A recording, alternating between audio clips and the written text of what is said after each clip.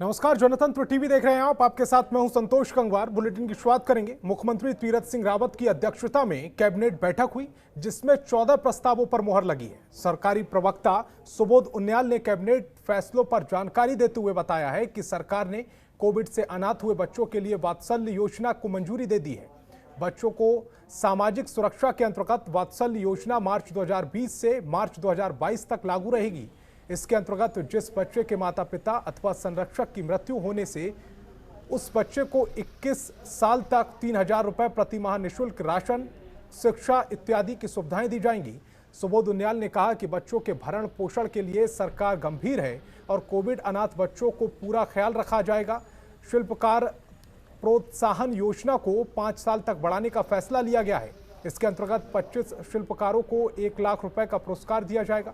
Corona की वजह से लागू लॉकडाउन का व्यापक उद्योगों पर पड़ रहा है, जिसकी भरपाई के लिए सरकार 228 करोड़ 99 लाख रुपए पर्यटन व्यवसायियों को दिया जाएगा।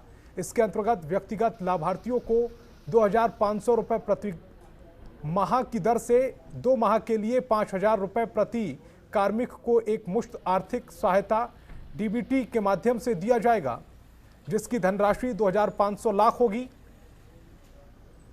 वहीं वीर चंद्र सिंह गढ़वाली योजना के तहत होम स्टे योजना में 1 अप्रैल से 30 सितंबर तक ऋण देने पर ब्याज की प्रतिपूर्ति की व्यवस्था की गई है, जिसकी धनराशि 200 लाख होगी।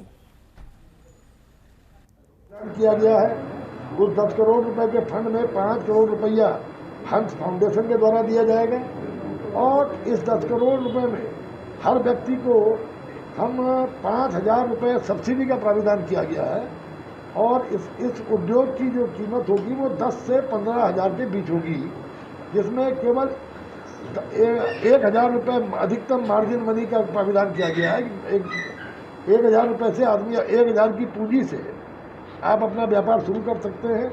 बैंक से ऋण का प्राविधान भी किया गया है और इसमें तमाम वो छोटे उद्योग, मसलन सिलाई, मिठाई, पेंट, आप चाय की दुकान खोल दी, आपने फलों की सब्जी की दुकान खोल दी, आपने छोटे छोटे उद्योग जो 15,000 तक के उसमें आते हैं, उसको उन लघु उद्योगों को वो वहाँ पे स्थापित, सूक्ष्म उद्योगों को स्थापित करके 20,000 लोग अपनी आजीविका चला सकते हैं। ये सरकार की मंशा है। उत्तराखंड में कोरोना लॉकडाउन के बाद अनलॉक शुरू हो गया है, जिसके दौरान सभी बाजार सुबह 8 बजे से शाम 5 बजे तक खुलेंगे।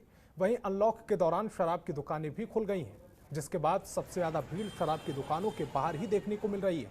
शराब की दुकानों के बाहर लोग बड़े सलीके से लाइनों में खड़े होकर अपनी बारी का इंतजार करते दिखाई दिए। वहीं देहरादून के घंटाघर के पास शराब की दुकानों के बाहर दुकानें खुलने से पहले ही लोग लाइन में लगकर खड़े नजर आए, जिसके बाद लोगों में व्यवस्था बनाए रखने के लिए पुलिस को भी आगे आना पड़ा है। इस दौरान लोगों ने शराब पर जमकर ओवर रेटिंग की शिकायत भी की है।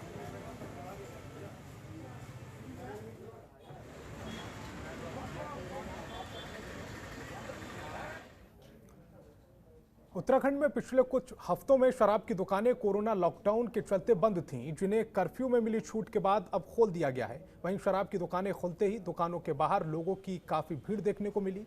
इस दौरान सोशल डिस्टेंसिंग की भी काफी धज्जियां उड़ती नजर आई।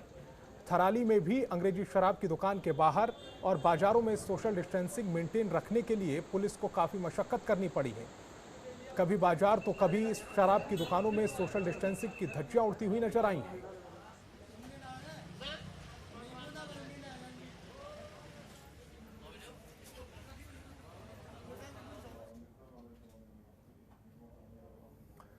कोरोना संक्रमण के चलते उत्तराखंड में 15 जून तक कोरोना कर्फ्यू बढ़ा दिया गया है, लेकिन बाजार खोलने को लेकर व्यापारी सरकार पर लगातार दबाव बना रहे हैं। ऐसे में सरकार ने नई एसओपी जारी की है। इसके तहत सरकार ने राज्य में 2 दिन बाजार खोलने की अनुमति दी है। एसओपी के आधार पर राज्य में 9 जून यानी आज दुकानें खुली रहीं, वहीं 11 जून को भी दुकानें खुलेंगी। कोरोना कर्फ्यू की नई गाइडलाइंस को लेकर कई व्यापारी नाराज चल रहे हैं। उनका कहना है कि 1.5 महीने से दुकानें बंद हैं और अब सिर्फ 2 दिन के लिए बाजार खोले गए हैं, जिसमें बाजारों में भारी भीड़ उमड़ रही है। ऐसे में कोरोना संक्रमण का अधिक खतरा बना रहता है, इसीलिए सरकार अलग अलग हिस्सों में दुकानें रोज खुलवानी चाहिए, ताकि बाजार में भीड़ भी कम हो और सोशल डिस्टेंसिंग का लोग पालन भी कर सकें।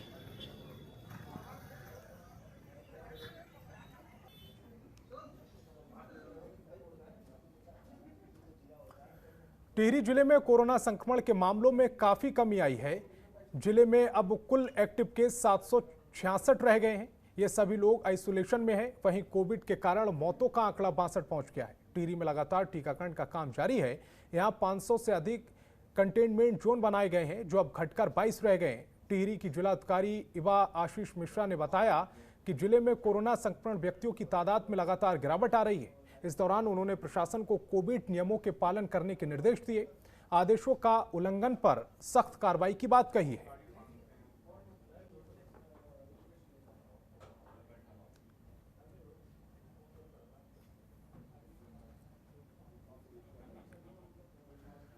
काशीपुर में सांसद अजय भट्ट ने राजकीय चिकित्सालय पहुंचकर स्वास्थ्य सेवाओं का जायजा लिया और स्वास्थ्य विभाग के अधिकारियों से वैक्सीनेशन प्रक्रिया की जानकारी ली।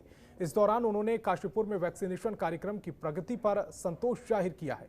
उन्होंने कहा है कि गढ़वाल के बाद कुमाऊं क्षेत्र में भी एम्स की आवश्यकता महसूस की जा रही है। अजय भट्ट ने कहा है कि गढ़वाल के साथ साथ अब कुमाऊं में भी एम्स की शाखा खोलने के लिए मांग की जा रही है, जिसके लिए केंद्रीय स्वास्थ्य मंत्री से बातचीत की जा रही है। जैसे ही केंद्रीय स्वास्थ्य मंत्री द्वारा एम्स की शाखा खोलने की अनुमति प्राप्त होती है, वैसे ही जल्द कार्य शुरू किया जाएगा, जिससे लोगों को उपचार कराने में काफी सुविधा होगी।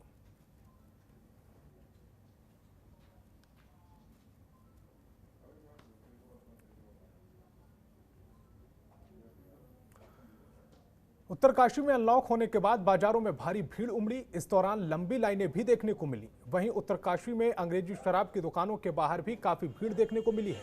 इस दौरान सोशल डिस्टेंसिंग की जमकर धज्जियां उड़ी।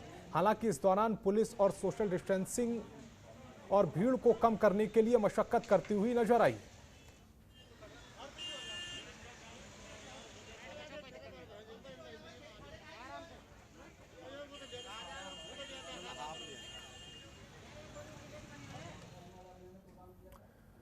प्रदेश में जल्द ही मानसून दस्तक देने वाला है। संभावना है कि 15 से 20 जून तक उत्तराखंड प्रदेश में मानसून आ सकता है। मानसून को देखते हुए आपदा प्रबंधन विभाग सक्रिय नजर आ रहा है।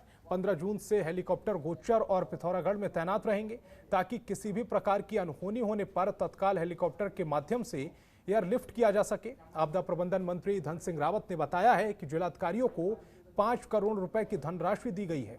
आपदा के वक्त या फिर किसी भी इमरजेंसी के वक्त जिलाधिकारी इस पैसे को रिलीज कर जनता को राहत पहुंचाएंगे।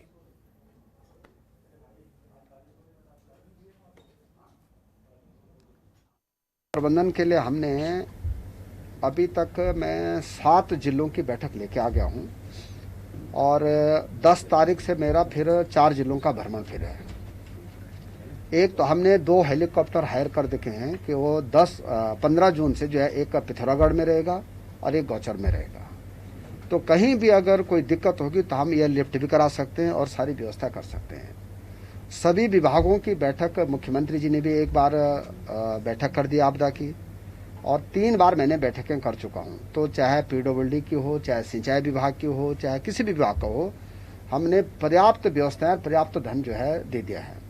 सभी जिलाधिकारियों को भी 5-5 करोड़ रुपए जो है मुक्त करा दिए गए हैं कि अगर कहीं भी कोई तात्कालिक उनको कोई आपदा में कोई समस्या होगी तो तुरंत जो है उसको रिलीज कर सकते हैं। तो मुझे लगता है कि आपदा विभाग जो है हमारा काफी फास्ट ट्रैक पे हम ले जाना चाहते हैं।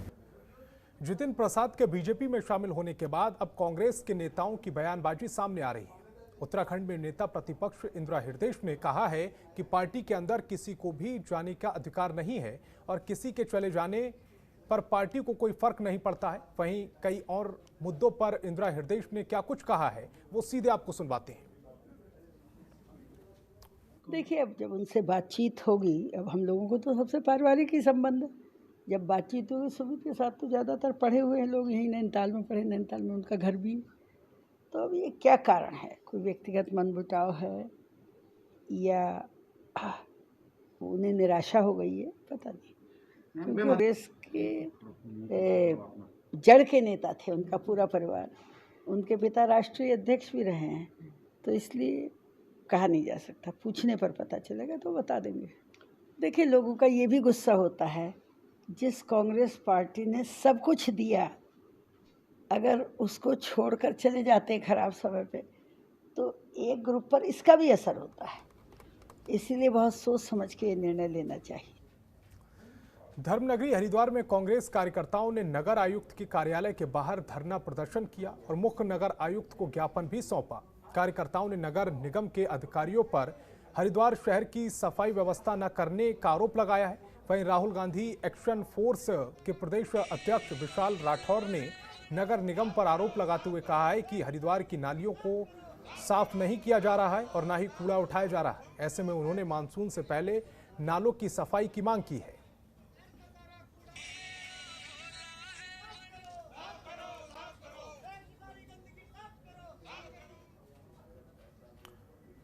हरिद्वार के वरिष्ठ पुलिस अधीक्षक के निर्देश पर जिले में नशे के विरुद्ध अभियान चलाया जा रहा है। इसी कड़ी में भगवानपुर थाना पुलिस को एक बड़ी सफलता हाथ लगी है। पुलिस ने 48 ग्राम स्मैक के साथ 2 तस्करों को गिरफ्तार किया है। पुलिस ने दोनों के पास से 2 इलेक्ट्रॉनिक तराजू भी बरामद किए हैं। इतना ही नहीं, पुलिस ने दोनों की निशानदेही पर चोरी की 7 बाइक बरामद की हैं। पुलिस ने दोनों के खिलाफ कई धाराओं में मुकदमा दर्ज कर आगे की कार्रवाई शुरू कर दी है।